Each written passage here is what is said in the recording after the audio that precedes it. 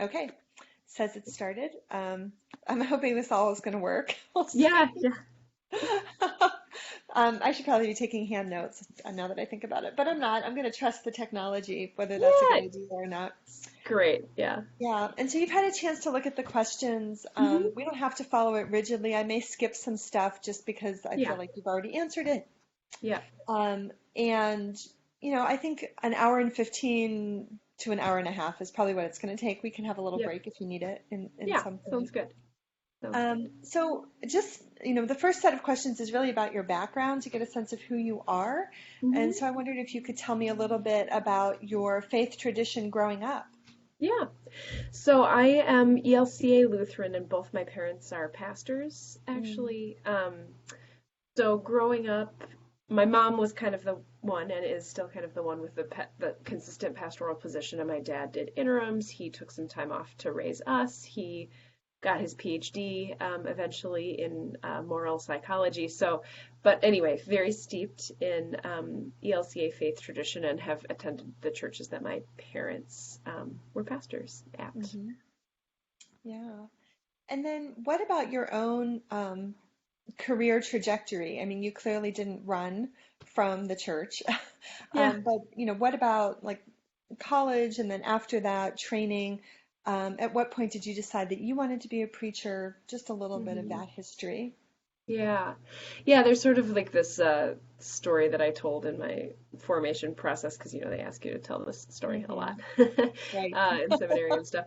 But I had thought I actually really did not want to be a pastor, and didn't want to do what my parents did, and did run from the church for a bit, kind of late high school, early college.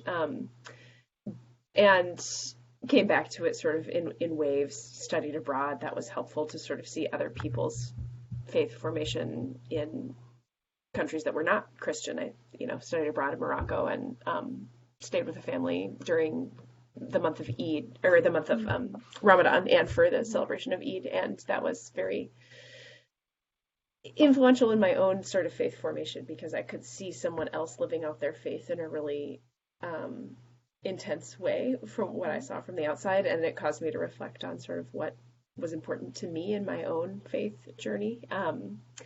But anyway, the story is that I swore I would never be a pastor, but then my mom, in looking back through old photo albums, found something that I had drawn in third grade, and it was um, about what you wanted to be. And I said, I want to be a pastor so I can help the world by preaching. It was something about Mm. helping the world was the prompt. So it was like, I want to, yeah, Oh, that's what yep. I want to do.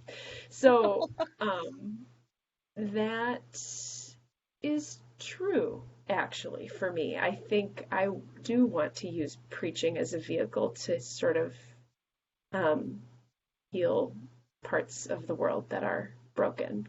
And I think that maybe has been true since third grade, but just took a winding path to get there. So I went to St. Olaf College. It's a Lutheran college in Minnesota, small kind of private liberal arts college, and I was an English major, and I did women's studies and social justice studies as minors, and I stayed there after college and worked in the admissions department. Also worked in their career office a little bit, and I became friends with some of the people who had been my professors and teachers, and they sort of took on a different colleague mentor role for me. And two of those people were the campus pastor and the Mm.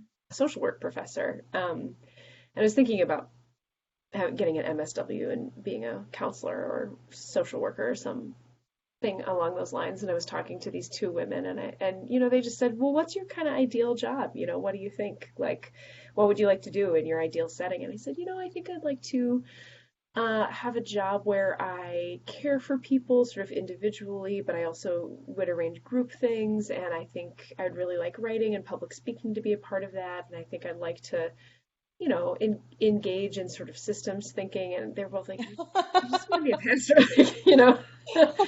So that was a turning point for me, and Mhm. started looking at dual degrees with social work and MDiv, Mhm. MSW and MDiv, and then eventually just said, I actually think I just want an MDiv. But um, even going into seminary, thought, I don't know if being a pastor is right for me, but I do know that whatever I do next, this degree will serve me and Hmm. launch me into whatever I want to do. And I think working in the church, religious, and spiritual realm is where I want to be. So I went to Yale Divinity School knowing that sort of half of the students there are on the pastor track and half the students are not, so that I would have opportunities either way, whatever I decided. And it was pretty quick into my first year through a group spiritual direction uh, process that I felt very rooted and grounded in that call to be a pastor. And a large part of Hmm. that is preaching too. It's a big part of my identity. Yeah. Um, how did you choose Yale?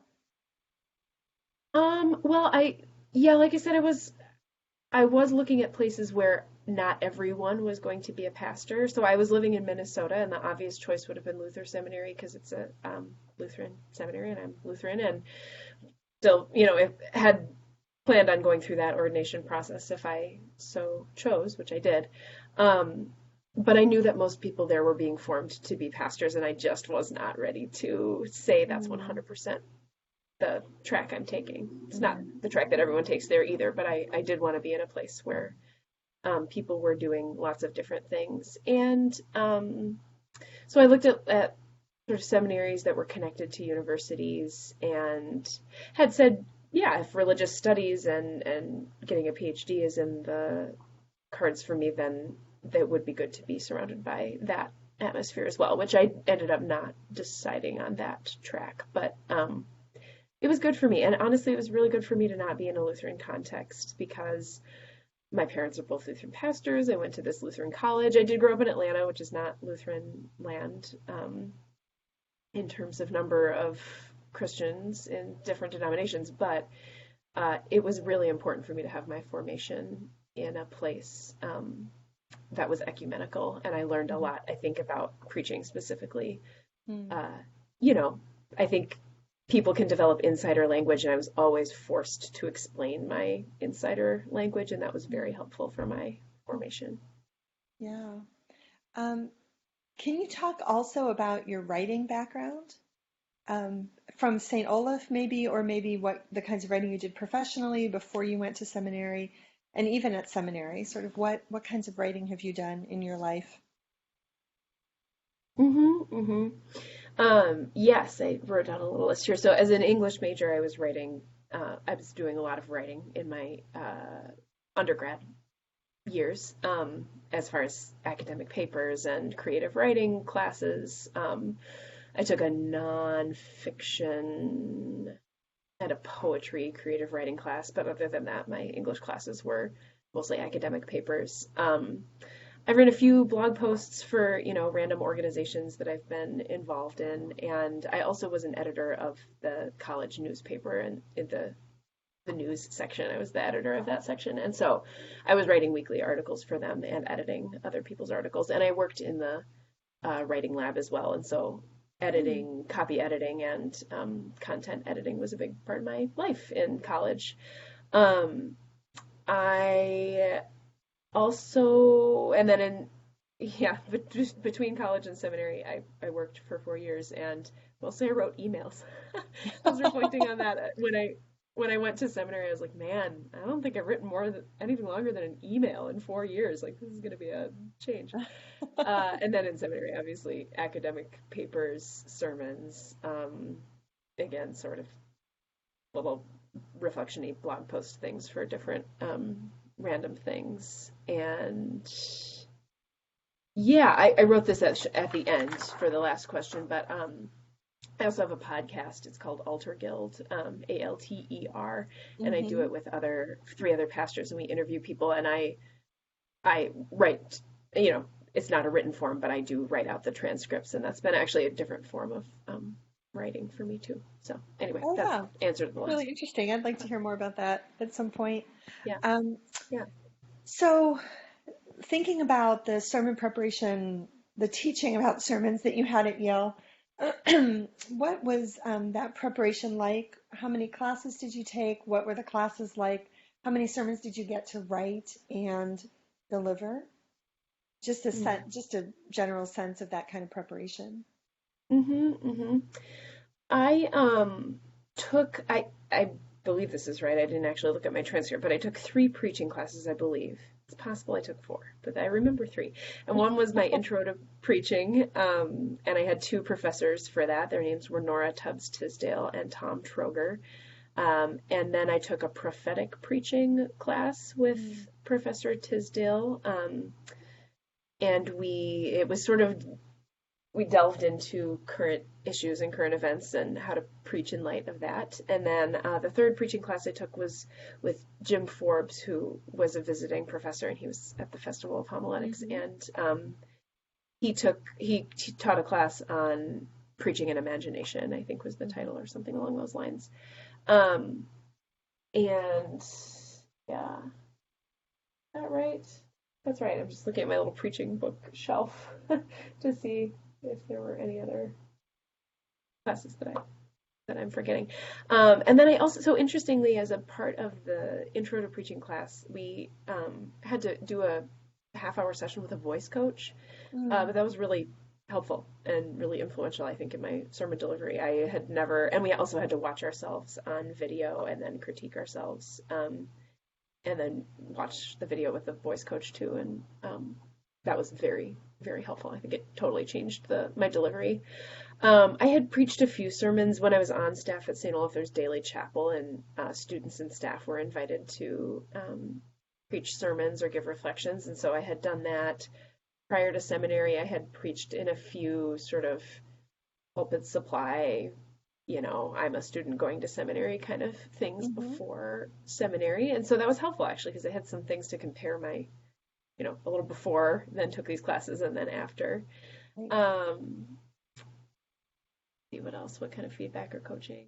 And I also think that my parents, interestingly, or my mom, and I have talked about preaching and preaching as a woman and people's, always critique of your voice and how high it is and all that kind of stuff and how much we have to actively work against. My mom and I both have very alto preaching voices, I think because of that known criticism that Mm-hmm. people are often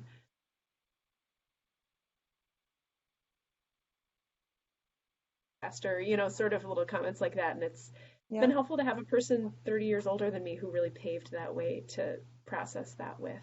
Mm-hmm. I also work in a church with two other pastors. It's a larger-ish congregation in the Twin Cities. And my senior pastor is a female, and those have been interesting conversations with her too. How do you claim this space as a female, as a preacher? And same with my uh, preaching professor in seminary, Nora. That Mm-hmm. was, yeah, conversation there too. Um, yes, I think feedback and coaching, definitely on content delivery, kind of all of the above. Mm-hmm. Lots of attention to how uh, I'm integrating the needs of the congregation and the feel of the congregation with my preaching, as well as exegeting the biblical text. There's a real balance of context and exegesis in my preaching classes. Mm-hmm. Yeah, thanks. Um, so I want to move on to the next set of questions about context, if that's okay.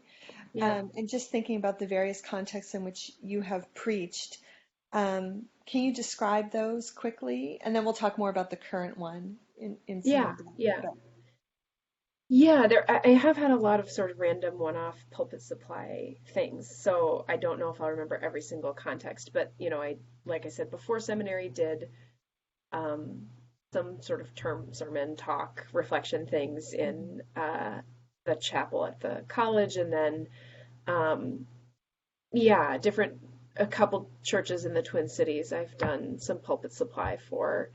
Um, so have seen a lot of different contexts from, 20 people in worship to here, 650 people in worship. Big, big difference in context there, and in deep suburbs, first ring suburbs, inner city, a wide variety of sort of pulpit supply things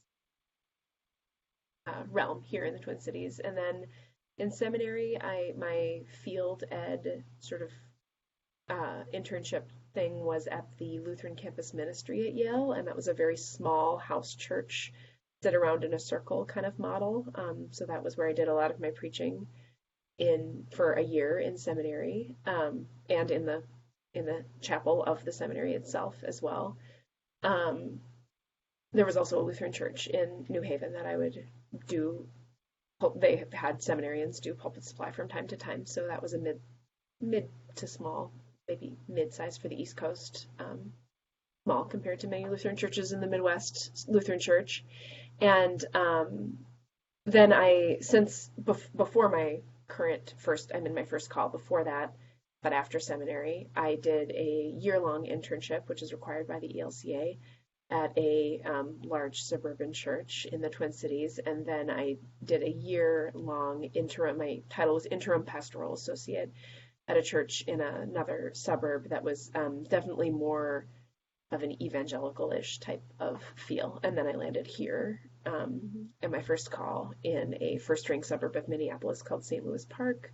My church is called Westwood Lutheran Church, and I'm the associate pastor here. So the senior executive and associate pastor. And I preach almost a third of the time. Okay. So How many almost once services every. on a Sunday? Yeah, once. The 2 services on a Sunday. Yep. Okay. And then during Lent and Advent, we have Wednesday services as well. Mm-hmm.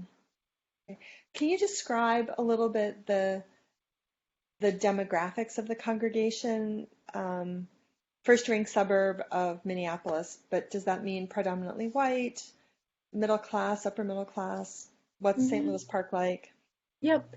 Yeah. Our congregation is predominantly white, middle to upper middle class, I would say, predominantly. St. Louis Park is an interesting suburb of Minneapolis. It really feels very small town-ish. It was so it's there's a large Jewish community in St. Louis Park. Thomas Friedman, the New York Times columnist, is from here, and he wrote a book. So is Al Franken, and so are the Cohen brothers. Those are sort of St. Louis Park's claims to fame, Okay. and all three of them are from the like large Jewish community in this suburb slash town. But Hmm. Thomas Friedman wrote a book called "Thank You for Being Late," and it was about Oh yeah. community in Hmm. the United States in this century, I think, as we think about what that means in an ever-connected world. And the last chapter is actually about St. Louis Park and how he learned about community and civic engagement from this city, from St. Louis Park. So it's very rooted in a sense of civic responsibility in a way that I have not actually seen in a lot of places. People are still very uh, as evidenced, I think, by this chapter in this book, very still taken with the idea that a community can make real change and that there is power in civic organizations and city level action. And Hmm. that has been very apparent to me in my context, that people are very rooted in, I have agency in this town and we can make our community what it is. And people are very invested in civic organizations in civil society and in education. Levies pass here, it is an aging community as a Hmm. whole, but so not everyone who lives in St. Louis Park has school-age children. But school levies pass almost unanimously in this community. Education is a huge value, and sort of our children is a phrase I hear a lot in St. Louis Park and in our church. So, Interesting. Great yeah, example. Yeah. yeah. Um, do you, as an associate, do you have a particular other set of responsibilities that go along with preaching? Hmm. Hmm. Like what's your brief? Right, right, sort of my focus. So, yeah, interestingly, so there are 3 pastors, and we do divide, I mean, it is a program-sized church with programs that need to be run. And so there are sort of program areas that we each are primary sort of holders of the vision and implementation. But I would also say that the 3 pastors feel very collaborative in all sort of areas of the church. So I have oversight of young adults and adult education, and I have some part in stewardship. Our senior pastor mostly oversees that, but any work with young families or young adults on stewardship I oversee. I've I am I oversee our sort of social some of the social justice. Our other executive pastor does sort of the writ large outreach, but I do a lot of racial equity work with our church, and we have a relationship with a partner church who is deeply invested in that work, and I have taken on, yeah, responsibility and oversight of all of the sort of racial justice, racial equity conversation at our church, which has become a big conversation in this Mhm. primarily white church. How do we do this well and do well by the larger community? So, yeah. Yeah. Okay. That's actually really helpful. Um, so thinking about this community, what's the role of the sermon in its worship? Is it central? Is it peripheral? Is it central but not the main thing? And what kind of expectations does the congregation have, whether those are explicit or implicit, about what they want to see in a sermon or what a sermon is supposed to do? Mm-hmm. Mm-hmm. I'm sure this depends on who you ask. So you're asking like the preacher. So this is just my, Well, interpretation yeah, of exactly. That's who I'm something. asking. But I think it is central, and I think this is. I don't want to make too many generalizations about sort of Upper Midwestern Lutheranism, but I was told this explicitly on my internship, so it's not this congregation, but I do see this in many uh, Twin Cities Lutheran churches, not all, but many. On my internship, my supervisor said, you are called, you're a minister of word and sacrament. Those are your calls as a pastor. But in this church, we really hold word as central. I mean, sacrament is important. Obviously, we do sacraments, but word, meaning preaching, is more central than sacrament. Um, and I have experienced that to be pretty true in the Twin Cities. There are some churches that are very focused on sacramental um, importance, and it's not that any of us dismiss it. Of course, it is central to our identity, but I think preaching, yeah, just brief history of the Lutheran Church that you really probably don't need for this, but there are different, synods that came together to form the ELCA in 1988, and many of the synods, many Lutherans in the Upper Midwest and in the Twin Cities in particular were from some more low church Norwegian, Swedish, Danish backgrounds where you know they weren't into this sort of sacramental mystery. They were into the like practicality and how you get things done. And this is a broad generalization. I don't know if any church historian would put their stamp of approval on what I just said, but that is, and actually that's my background as well, my family's background as well. My grandmother and her family came to the United States from Norway as Haugians, is this Norwegian branch of Lutheranism that was very sort of anti-authority and like Mm. we can connect to God ourselves kind of a thing. And so I see that in many Lutheran churches in the Twin Cities, and that is true of my own background as well. High value on preaching. Mhm.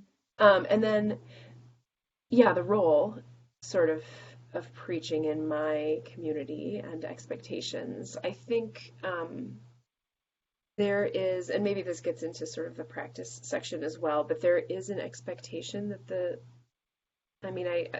most consistent feedback I get on sermons is, wow, that really gave me something to think about this week. That gave me something to contemplate and to do sometimes.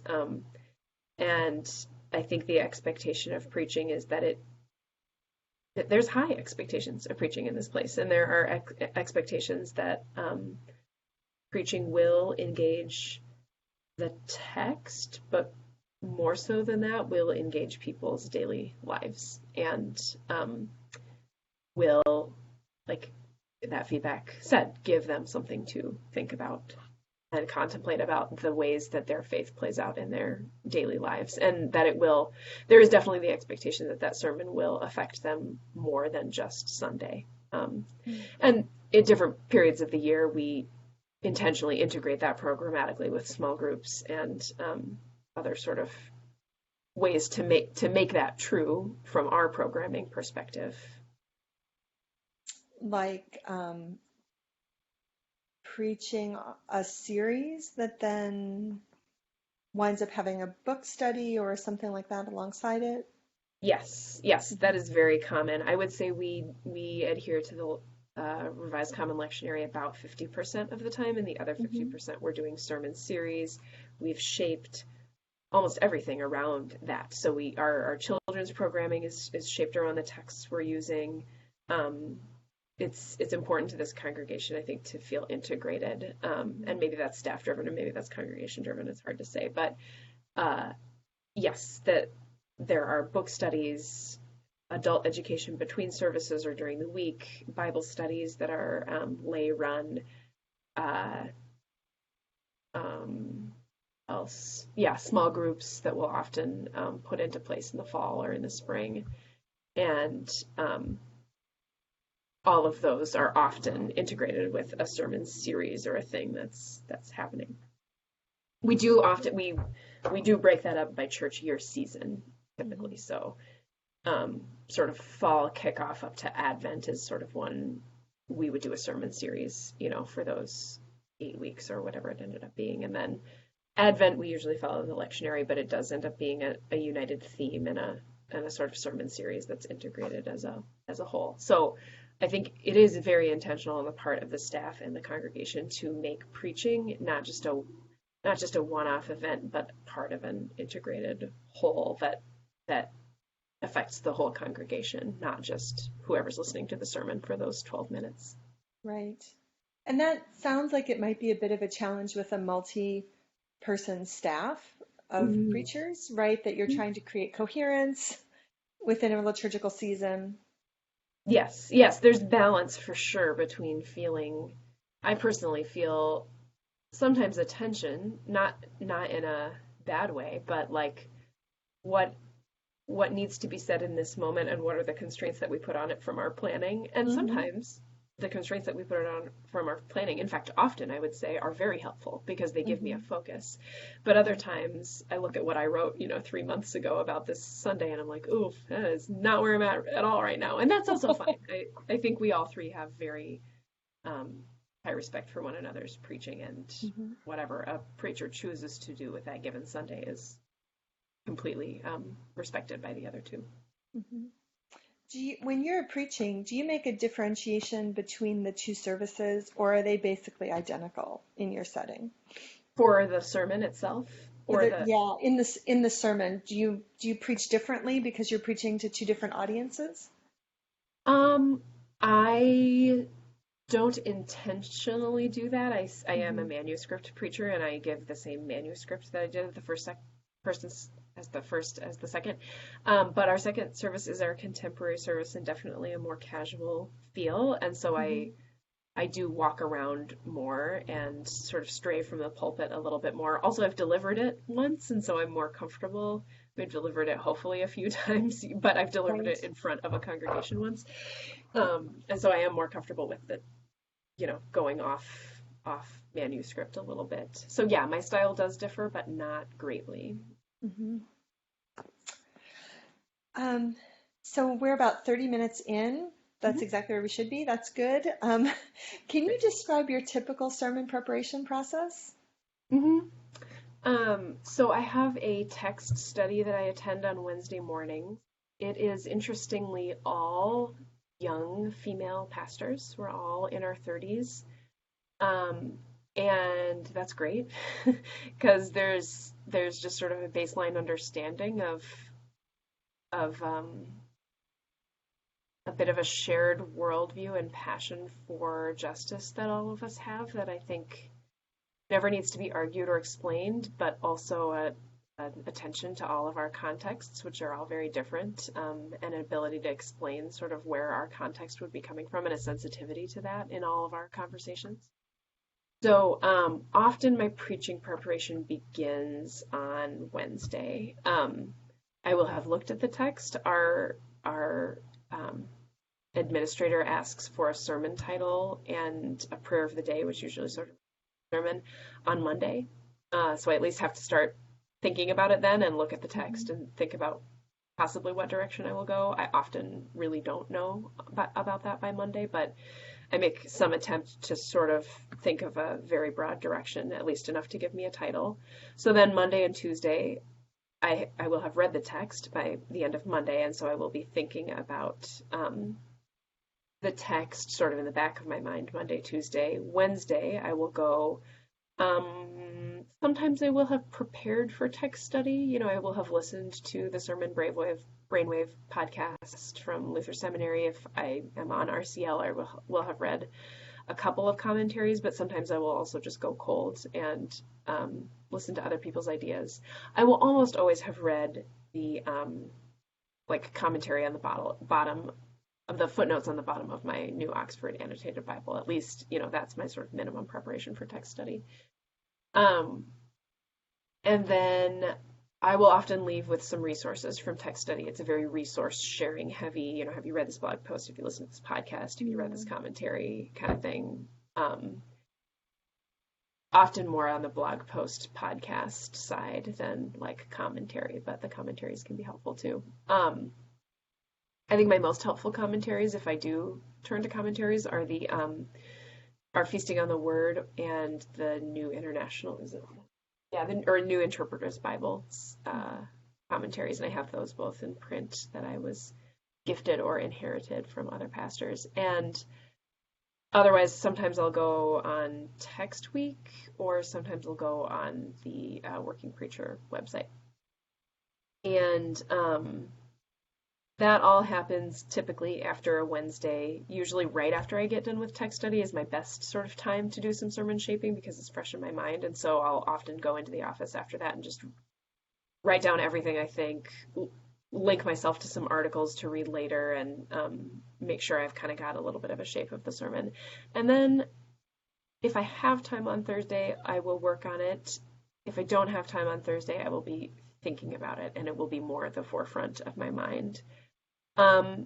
My day off is Friday. Before I had a child, I would almost always spend much of Friday writing a sermon. Now I take care of my toddler on Fridays, so I don't, which often means I am writing my sermon on Saturday night and Sunday morning. And I thought I would get better at that when I had a kid. Like I would do it in the office and I wouldn't do it on my day off, but I've gotten worse. So I used to sort of ruin my Saturdays with a sermon too and just be sort of agonizing about it all day. But I think I've gotten comfortable enough with my creative process to just say, like, I've done the work. I know what my structure is. I'm thinking about it and sort of talking it out in my head, but I'm not letting it distract myself from my family, and I'm thinking about it in my moments alone and while I'm driving, and that's fine with me. I actually feel very comfortable with that now, instead of like, gosh, why didn't you get your sermon done by Thursday afternoon? It's just like, no, this is my process and I'm fine with it. So oftentimes on Saturday night after my daughter goes to bed, I'll get, if I'm preaching, we're home. And you have a kid, so you're home. So I am sort of outlining and writing down some pieces, and then I actually wake up at 4 a.m. on Sunday morning, and I used to sort of feel ashamed of that or bad about it, but it's just is what it is. It's a little nerve-wracking sometimes, but mostly I've made peace with that process. And many parts of it are already written, but this is the time when it really comes together. Sure. Yeah. Can you tell me a little bit more about the sort of writing down everything I think that happens on Wednesday afternoon? Yeah.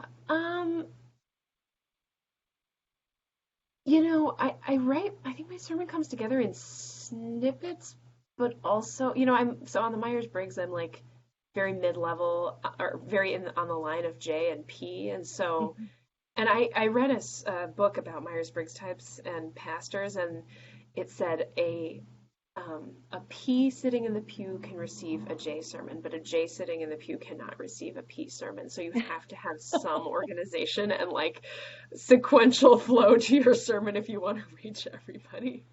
And I would say that the way that my sermon comes together is is a very accurate reflection of my in the middleness of that, because I will write down sort of like in my sermon preaching voice a conclusion before I've even laid out the sermon outline, because I know sort of what my nugget is that is my one main point. And we in seminary learned about focus and function. And so, Hmm. what's the focus of this sermon and what function does it serve for the congregation? And I think oftentimes by Wednesday, I kind of do know, I have thought through enough of the pieces of this is where my congregation, yeah, I guess I'm not talking through every single part of my process right now because it's so ingrained in me and I forget that I do it. But I'm always thinking intentionally about where is my congregation at this point in time, at this week, with this news cycle, with this season, with this,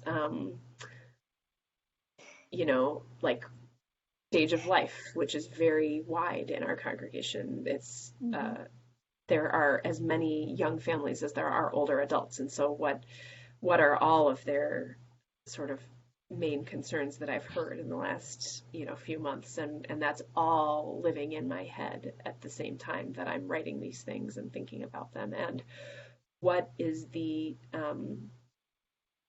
what is the sort of pastoral thing that they need to hear right now, and what is the sort of prophetic thing that they need to hear right now, and where is the balance between those two? And are people really hurting so much that they wouldn't be able to hear a prophetic message? Or can I comfort the afflicted and afflict the comfortable? It's all of that is in my head as I'm thinking through all of these things. So uh, when I do some brain dumping on Wednesday, oftentimes I'm trying to get my head around all of those things. So yes, this is the text, but also all of those things. And I'll just write little snippets. I'll sometimes write a paragraph. Oftentimes I'll write sort of a logical sequence of, okay, I think it could go this way, and some of it will get fleshed out and some of it doesn't. But so it's very haphazard as it stands on Wednesday. It's just like, I'm not trying to fit this into something, but if there is a logical sequence that comes out of that brain dump, awesome. If there's not, I'm just going to write quite a few different things. But the goal is that I don't feel like the world is my oyster by the end of Wednesday, that I have narrowed a focus and that I have some sort of direction. You could write like 20 sermons on any given text. You could write hundreds of sermons on any given text. And I feel like I have about 20 sermons in my mind. Um, and hopefully that gets narrowed down to like about five by the time I have to write a sermon title on Monday. And then I think by Wednesday it's hopefully narrowed down to one sort of focused um, direction around which my sermon can eventually be organized. Thanks. That's really helpful. Um, so have you found that your sermon process mirrors or diverges in various ways from processes that you were taught or that you've seen other preachers do? Um, you know, I don't follow as much. I used to sort of do the like follow the structures that I was taught in seminary pretty closely. Like we were taught different. We read there's oh gosh, it was a Tom Long book, something like the Witness of Preaching by Tom Long, and he gives sort of, there's the my story, our story, God's story model, or there's the Mhm. 4-page model where you do, I don't even remember. I would not say that I follow those as closely consciously anymore, but again, I think like once you've learned a language, it's part of you. My grammar is not something I think about. I don't think about how I construct a sentence anymore, like I did in first grade when I was writing them down, but I think that's part of my grammar. I think that Mhm. those sort of overarching structures of um, this is how take the my story, our story, God's story, or my story, or our story, or however you want to arrange it. I know about that balance in the grammar of how I'm writing, but I don't think about it consciously. Um, yeah, I would say that's the main difference, is that I think I still use those things, but I don't think that I think about them consciously. And same with contextual. I think when I was learning this in seminary, my preaching professor talked about exegeting the text and exegeting the congregation, and you would write down all of these questions about exegeting the text, and then you would answer all of these questions about exegeting the congregation, and you would have your form and you would have your focus. And I just do those things now, but they Mhm. aren't so intentionally drawn out that way, Mhm. if that makes sense. Yep, it does. Absolutely. It sort of mirrors what we know about expertise, right? Right. That you have to follow. But then once it's become natural, you don't have to think about it as much, and you can make those moves instinctually rather than Right. having to do that at the conscious level. Yeah, yeah, it's like the Yeah. unconscious incompetence, conscious incompetence, Right. unconscious. Yeah, yeah, yeah. I don't think I'm like 100% all the time at unconscious competence, but I think that's like Right. there are pieces of that that are very unconscious competence that just operate and undergird what my process is. Sure. Yeah. Do you mostly find your process effective? Or are there aspects of it that frustrate you, or I don't know, that you wish you were working on in some ways? Mhm. I know you talked about sort of the timing. If only I were done Mhm. by Thursday. Like, yeah, that'd Yeah. be great. But Yeah, I think that like shame or beating up of myself for wishing that I was a more or less last minute kind of person is lessening over time. I would not say it's completely gone. I graduated from seminary in 2015, so I would say I'm like 4 years into sort of like preaching a lot of the time. And I don't know what that will look like 10 or 20 years from now, but my hope is that I beat myself up less about that and just say this is my process. And one of the preachers that I really respect at a church that I attended in the Twin Cities before I went to seminary also told me that he wakes up at 4 in the morning. I was like, oh, awesome. Like Dan's one of the best preachers I know, like it sort of validated my own process. And I'm like, wow, I don't need to, beat myself up for this. So that's my hope in, a decade or so that I feel even more comfortable with my process. I think there is a danger in, like I am an associate pastor now, so there are two other pastors and one congregational care director that are also available for emergencies. But in a case when they are all on vacation or um, if I am a solo pastor at a church, I do have to be pretty realistic about the fact that like 4 a.m. on Sunday is never guaranteed that I will have that time. An Mhm. emergency could always come up. An emergency could come up with my family. I mean, it's a pretty tight window. So that's a little of anxiety producing. And I think there are a couple weeks this summer where I am the only person holding down the fort at church, and I think I will actually probably attempt to get my sermon done sooner for that reason. So that is my only, yeah, I would say I want to live into my sermon process confidently, knowing that it's sort of who I am and how I work best. Because I actually do think it's my thoughts do. I write better sermons at the last minute, um, to an extent. I mean, I don't write better sermons when I start to think about them on Saturday. I write better sermons when the process that I just described to you takes place. But I have tried to fully write my sermons by Thursday before, and they just aren't as good. Um, So, because I haven't had as much time to marinate on it, or because I'm motivated by the last minute and my thinking gets tighter, I don't know. But I do know that the process I described to you produces my best sermons. Mhm. And I do think when I don't go to text study or I don't start thinking about the text earlier in the week, I do have worse sermons also.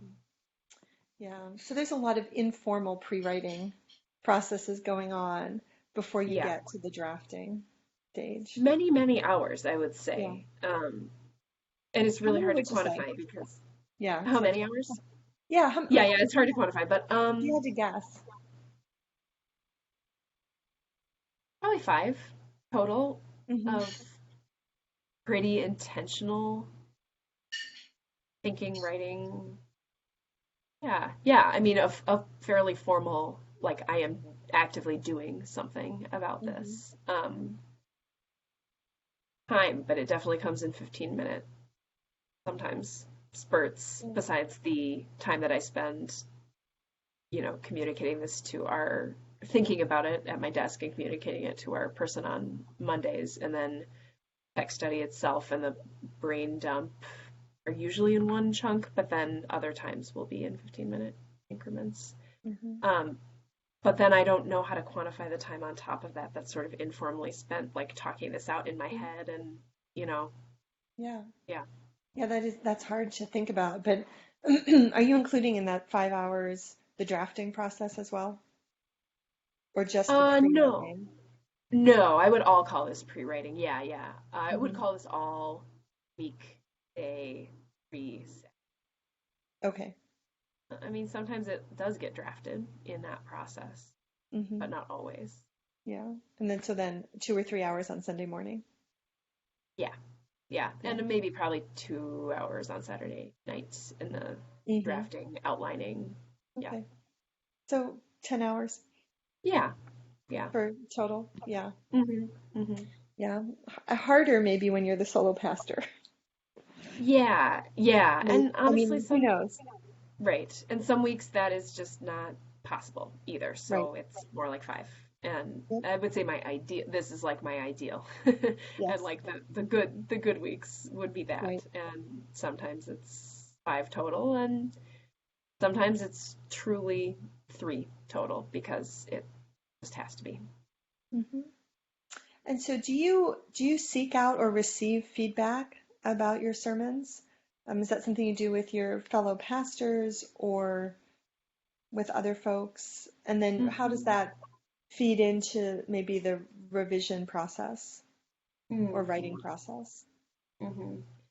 I think oftentimes my colleagues and I will talk about how things are fitting together in an overall season, and so our sermons Hmm. end up being a part of that. And um, we have meetings every other week with the other program staff as well, and they often give feedback on how things are fitting together in the larger whole, and that includes our sermons as well. Um, we have lunch at my parents' house every Sunday after church, and my parents will often ask, "Oh, how'd the sermon go?" or "What was your sermon about?" And I will actually often defer to my husband to tell them because I'm too close to it, and so I want to hear what he heard. And that's Hmm. actually the most helpful feedback I get all week because it's given by someone who I love and trust, and also it's not evaluative. It's just this is what I heard. Yeah, it's a This is what report. I heard that this sermon was about, and so then I can tell what he heard and what he didn't. So, and it's Hmm. one person, obviously, but I think that that's the most helpful kind of feedback is not to say you did this well or you did that well or you did this poorly or this poorly. It's actually to say this is what I heard and took from that because then I can say, ah, so I did that poorly, or ah, so that was effective. Right. So it helps you sort of reflect on your own, what you delivered, what you believe you Yeah, delivered. Yeah. yeah, and I think that goes back to the expectations for preaching, and also sort of, I guess this is launching into the practice part of the sort of so to your next question, but um, it helps me understand what other people thought the purpose of my sermon was, and it helps me. Hmm. Well, anyway, I'll let you ask that question, and then Yeah, then I'll explain it's to you what. totally fine. So let's talk about purpose of sermons. I mean, each one, of course, has an individual purpose, right? Where you have a um, your focus that you're trying to convey and what you want it to accomplish. But maybe thinking more generally, like what do you always hope for from your Mhm. sermon, and what is its purpose? Yeah. Um, Yeah, so as I was looking at that question, I think to me, I have been influenced by this sort of in my like social justice studies minor and in some of my work after college and in some of the social work circles, there's this sort of, and in many Christian circles as well, there's this sort of contemplation and action um, cycle. So you like mhm. contemplate and then you act, and then you contemplate and then you act, and you contemplate and you act. And my hope is that both of those things are present in my sermon. And also, I think a deeper understanding of for the people who are listening to my sermon, my hope is that the purpose would be that they would have a deeper understanding of themselves and of God and of their neighbors, meaning their literal neighbors, but also the world.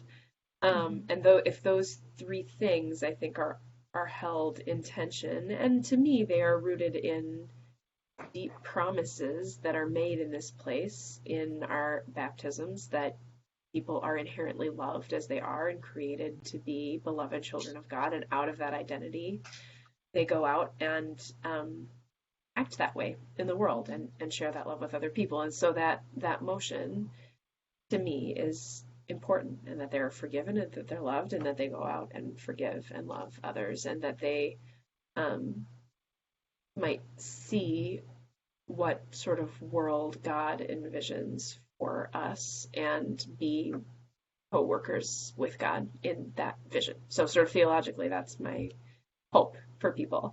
And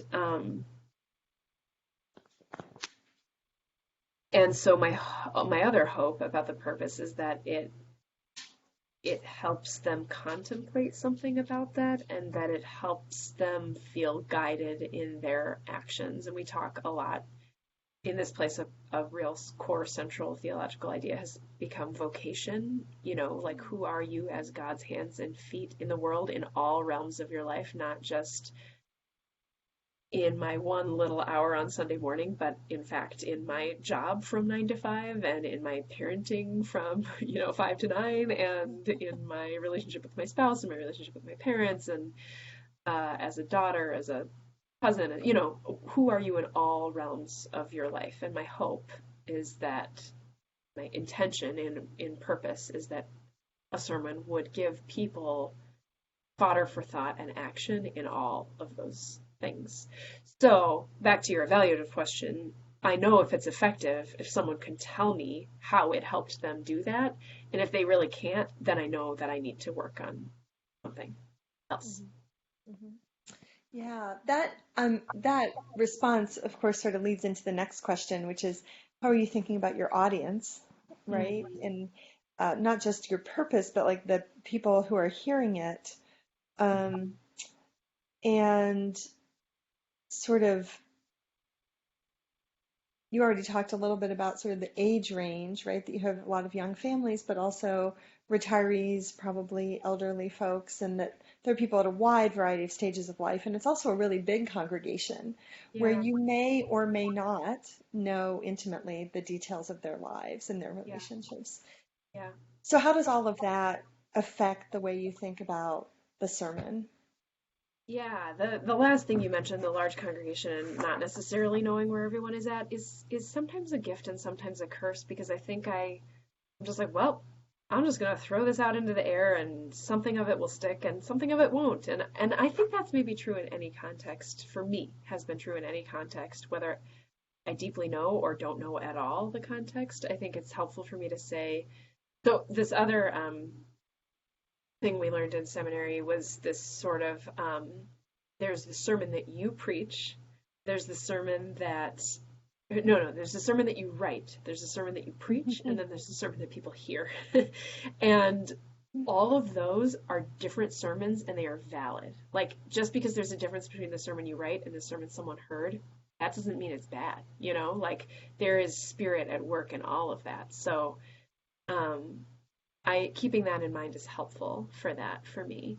Um, but knowing a congregation makes a huge difference, and I much prefer that to supply preaching. I know some of the sort of general large picture struggles that people are having, and I think to me it's this exegeting the congregation piece. Like, if if I skip over the pastoral needs that people have, a sermon will not be heard. So if there is a large loss or a large hole or grief or something in the community, I need to speak into that. And that might not look like saying, hey, I know this person died, so let's talk about it. But I know that my sermon needs to have a large focus on grief, comfort, whatever, because of that. And that's really helpful. Has there been a time in your ministry where you've needed to do that? Actually recently, um, we did lose about 5 people in a Mm. matter of weeks, and some of them are really big funerals, and I felt like that needed to be spoken. And I also felt like our congregation had been really pulling a lot of weight around pastoral care for each other in that time and putting on the funerals in general, all the volunteers. It was also coming right off of Easter when people had just sort of spent all of their volunteer energy and time. And, some people were in the building more hours than I was in Holy Week. And Hmm. I just thought, man, this can fit into the sermon series we have, but people really need to be affirmed right now, and just feel like your work is seen and it is appreciated. And that was a big part of the sermon that I preached in that. Yeah. So, thinking about being the preacher, you already talked a little bit about what it means to be a woman and a Mhm. preacher. What do you think of as your role? How would you describe that role? Mhm. And how do you navigate between being a vehicle or vessel for the word and being a speaker or performer in front of an audience? I'm gonna grab my power cord really quick so my Yeah. computer doesn't run out. I think it is most helpful for me.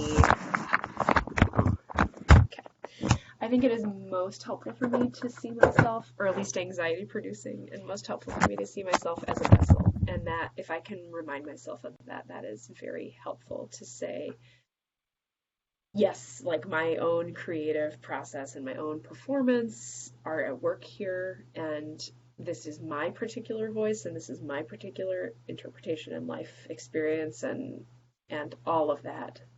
But it helps take me out of myself.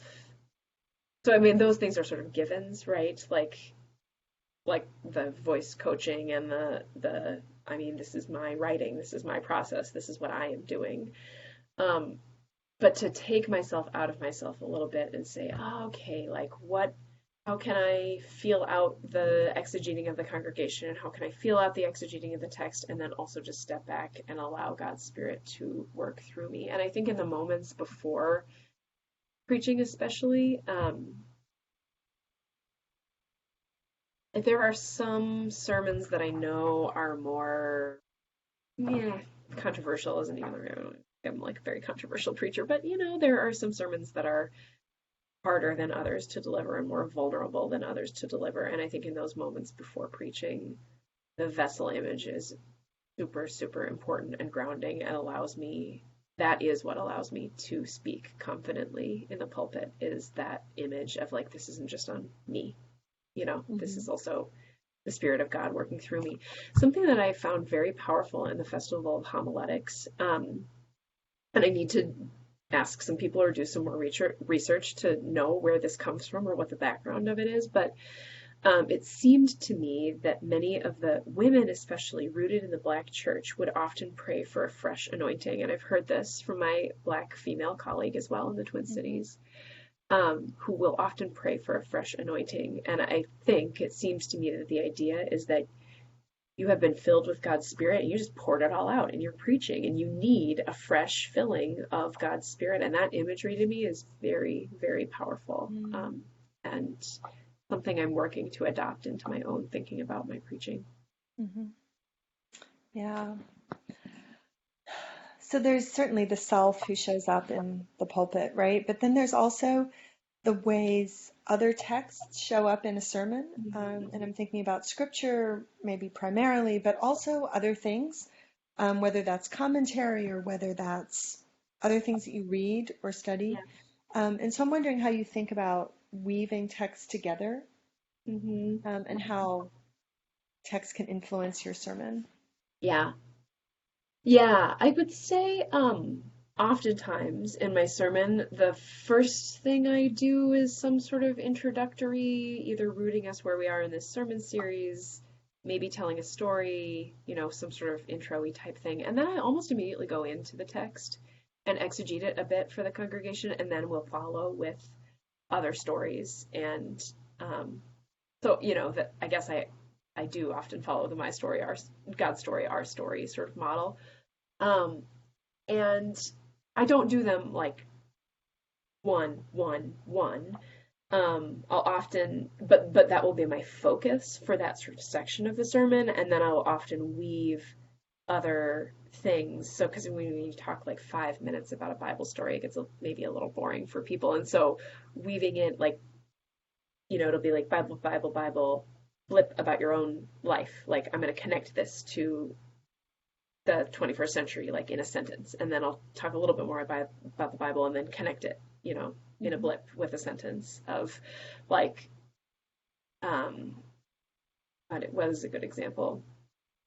Um, Sort of idols. I'm talking about idols. This is what idols meant in this story. An idol is anything that could take us away from God. What are our idols? Blah, blah, blah. That's a pretty bad example, but probably not anything I would actually word that way. But, um, so there's like theme, theme, theme, blip that puts you into here, continue on the biblical story. And then in the part of the story where I'm quoting other people, telling a story from a podcast or news or whatever, or, putting in a quote from Barbara Brown Taylor and explaining that quote or somebody else, then I will often hearken back to the Bible story too. Hmm. So, they're in separate sections, but they're integrated by referencing themselves to each other, if that makes sense. Hmm. Yeah, yeah. Um, then, I mean, you've touched on this a number of times, but I'll ask again. How do you think about the sermon in relation to the larger social context?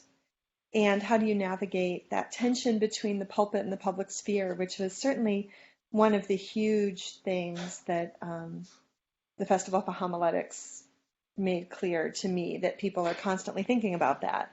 Yeah, yeah. I would say thing for that, my main framework for that is another thing I learned in seminary, which is that our professor drew a triangle and said, okay, on one point of the triangle is the preacher, and another point of the triangle is the text, and another point of the triangle is the congregation.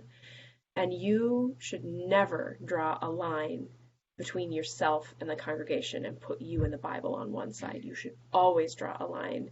The congregation and the pastor should always be on the same side, both looking at the text. Mm. Because when you put yourself and the Bible against the congregation, then you are losing them and, being a self righteous preacher. But if you put yourself and the congregation wondering together about this text, then then you're sort of doing the right thing. And I completely agree with that. And it is been so true for me in my most effective preaching is when I can put myself alongside you, wondering about this together. And I think the same is true for any social context thing, like that goes along with the Bible. I'm not going to tell you that the Bible says this one thing about race and equity and inclusion. I'm going to wonder with you about that together and name how complicated and hard it is and that we're in it together, so that we might walk alongside one another. And I'll give you resources and I'll quote things to you and I'll give you helpful stories, but I will never say I have this figured out and you don't, so listen to me. And that's a very central part of my preaching in relation to social context and public square. Mhm. So the last question, why is preaching worth doing? Well, I Yeah. mean, you're very thoughtful about it, and try to do it well. Why does that matter? Yeah. Yeah, I guess I'll say too. I hope that I'm doing all of these things, and I'm probably not all the time, and I think even though those things are deeply important to me, I definitely mess them up often. And in ways that I probably don't even know because the culture in the upper Midwest is to just like be very passive and not tell people what you think. Um, but I think it's worth doing well because I do think that our existence can be intentional on this earth and it can be informed by um, an ethic of God's love and desire for abundance for each of us and for our world. And I believe those things are worth thinking about and talking about and wrestling with together as a community. And to be able to speak some of those questions thoughtfully, intentionally, and rooted in scripture into a space and allow that to become alive in that space, um, I think that's really worthwhile. Yeah, thank you. So the last sort of set of questions is about technology. Yeah, And you've already mentioned a number of ways in which you're engaging in technology, but I want to ask these more direct questions, I guess. Um, do your sermons appear in other media?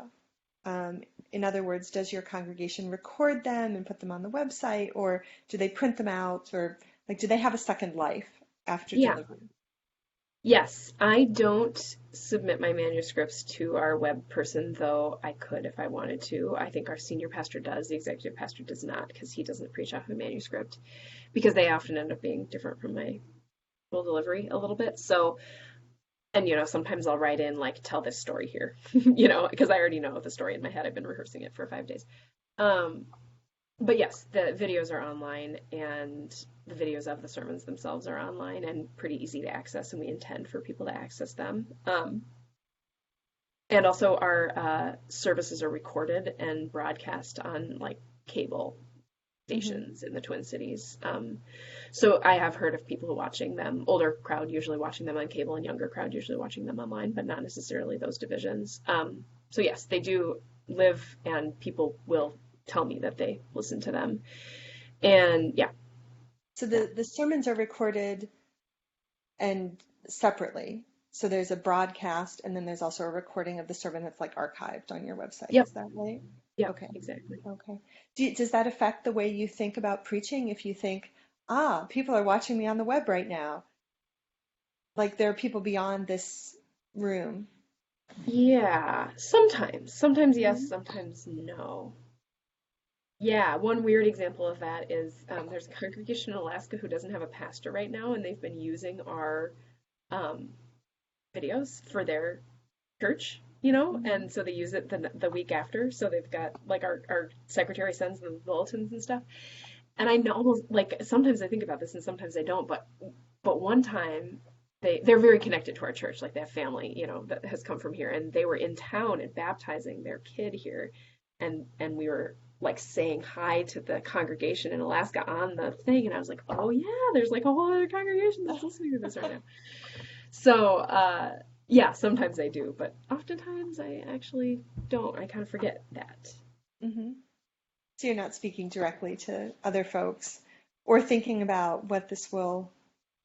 I'm really asking about like, does your preparation change when they become part of the audience? And it sounds like not really. You're more focused on.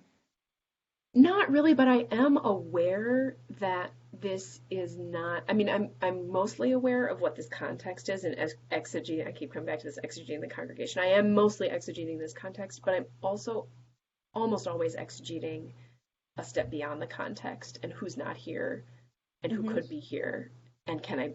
It's more important, not more important, but it's very important to me to be thinking about. And again, I think I do this in sometimes well and sometimes not, but it's theoretically are very important to me to be thinking like who isn't here and who maybe wants to be here but hasn't come here yet. Because in a Hmm. large church, you actually really don't know who is here for the first time. And Right. there are many people here who are here for the first time. So that might be my even more important to my outside lens. But I mean, I guess I always do know that these will live on. I don't ever think that they'll just stop. Like, I know that I could be quoted for better or worse, and maybe the anxiety producing thing is for worse. And I also I'm 33, so I kind of like never have thought that my words are totally private because Hmm. the second I went to college, I had Facebook, and yeah, Right. And you have a 15-year history online right, as a human. right, Yeah. yeah, Yeah. exactly, yeah, Yeah, yeah, absolutely. So you talked a little bit about a vlog or no, a podcast that you have. podcast, yeah, Yeah. So can you tell me a little bit about other material that you are creating for the proclamation of the word or the exploration of the word, the investigation of it? yeah, Um, and how does that compare? How is that different or similar to congregational preaching? yeah, yeah. So in seminary, I did keep a blog, but it was just like a sermon repository. So my sermons from seminary can be found on the internet if anyone so chooses. Maybe I should update that and like put some of my more recent sermons on it, but whatever. But now, yeah, I do this podcast. It's called Alter Guilds. So ALTER, kind of a play on words. Like we want to alter the way people think about sermons in the church. And our synod did a little video of us. So it's if you would anyone wants to watch it, it's on the Minneapolis Area Synod ELCA website. That is like, why did you create this podcast? And so basically, what I said in that video, which is why I do think about why we created this podcast, is these three other pastors and I sat down and said, it'd be kind of cool to do a sermon podcast and sort of some different forms of sermon and sort of creatively play with them because it would be fun for us. But also we think that people do crave this more than just 1 hour a week. Like people want to be thinking intentionally about their lives and the world and God and how those things all are connected. And can we give people something to chew on during the week, either in our congregations or people who maybe haven't set foot in a church in a while? So that was how it originated. And then we did one season of us preaching. We were like, tired of hearing our own voices. Like we want to uplift and amplify other people's voices who are being really thoughtful about these things and how life and faith connect to each other. So we sort of have ended up having little seasons. The first season was us preaching on Christmas texts, and the second season was talking about promises and different promises that people make to each other. So we had an episode on baptism, and I interviewed my friends one of whom was a father, and then the other two were this baby's godfathers, and interviewed them about what that meant to them, and interviewed another one of the guys in the sort of guild, interviewed someone who talked about the false promises of technology and what security that promises to us. And I interviewed someone who had recently gotten divorced or who had gotten divorced and reflect on that, like quote unquote breaking of a promise. So anyway, then the third season was the same format, but people's identities and who they saw themselves to be at their core, and just interviewed people about that. So that's very different than my preaching, but to me, it serves as a way to amplify voices that are doing really good work on and really some thoughtful work and good thinking about all of these things. Mm-hmm. And like, how can we just get more of those voices listened to and in the public sphere? Mm-hmm.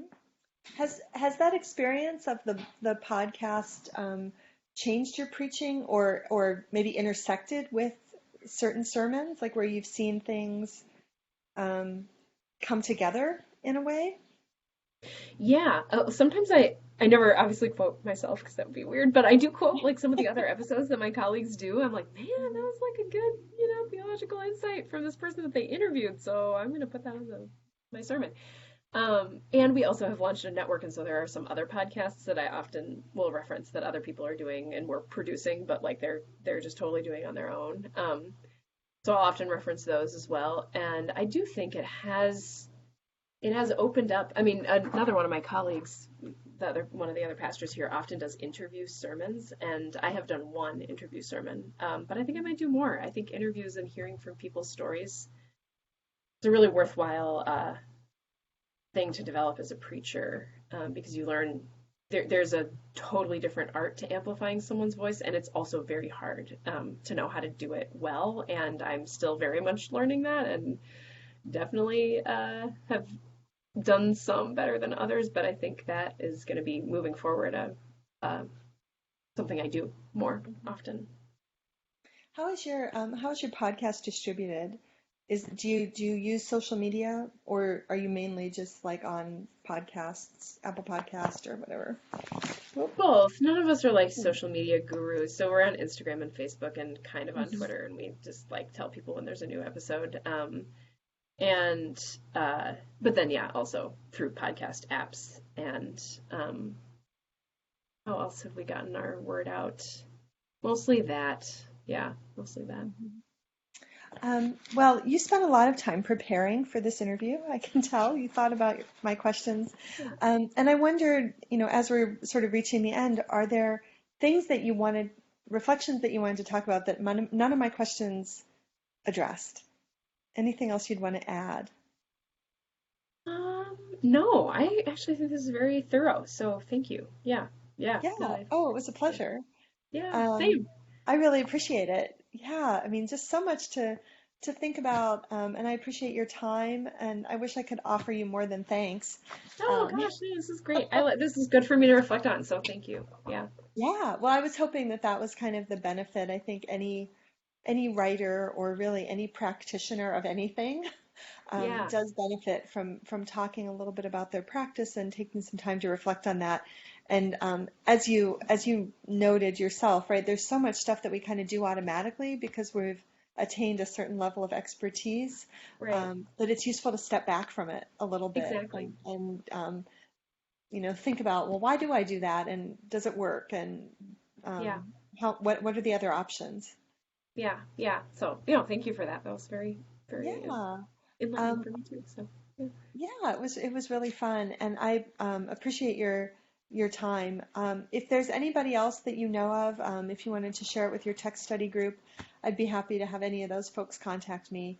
great. Always looking for more interview subjects. Great. Yes, I did. I posted it in our 20s, 30s ELCA clergy group and also in a young clergy women international group Oh, that I'm a great. part of. But I actually don't think I forwarded it to my test study, so I should do that too. So yeah, Yeah. Well, I mean, whoever, and I appreciate whatever you choose to do on my behalf.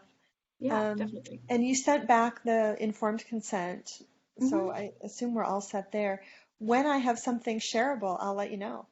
Cool. Yeah, I'd love to read it. It'd be really Yeah. exciting. So good luck. Thank you. Thanks so much for your time today, Miriam. Yeah, thank you and take care. Enjoy And enjoy your yes, trip. thank you. Thanks so much. Okay. Yeah, Yep. talk to you later. Bye-bye. Thanks. Bye.